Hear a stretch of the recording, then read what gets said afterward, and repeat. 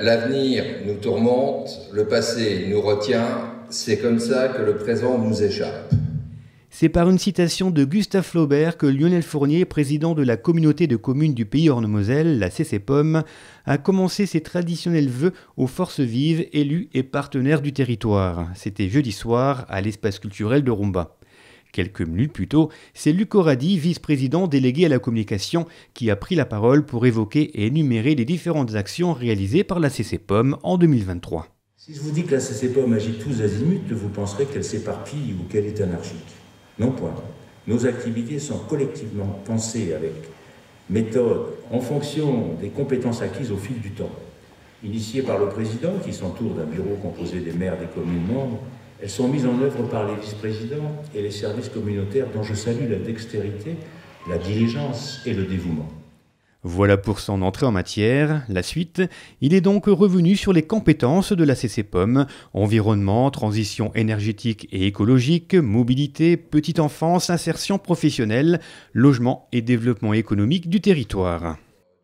C'est Lionel Fournier qui a ensuite pris la parole en évoquant le contexte international, national et forcément local. Le passé, dit-il, est derrière nous, aux élus de rebondir. Parce que nous sommes entre deux mondes, un monde où l'avenir n'est pas encore dessiné et le passé où c'était mieux avant.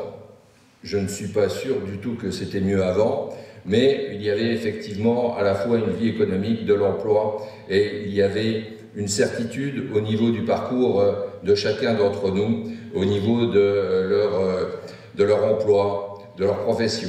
Et donc on est dans ce moment particulier où tout bascule et il nous faut, à nous, élus, redonner un espoir. Il faut rebâtir, il faut rebondir, il faut reconstruire et il faut repartir de l'avant.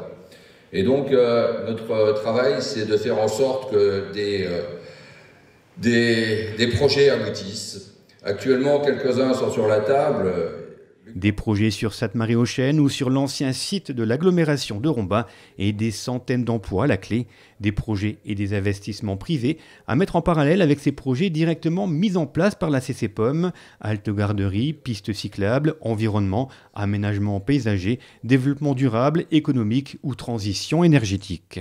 Beaucoup de projets sont enclenchés.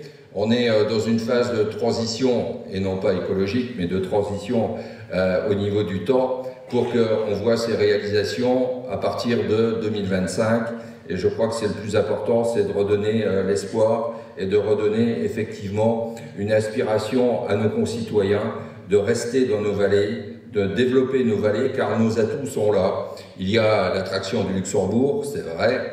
On parle de 150 000 frontaliers d'ici 2035, mais surtout, nous avons un atout qui est le foncier.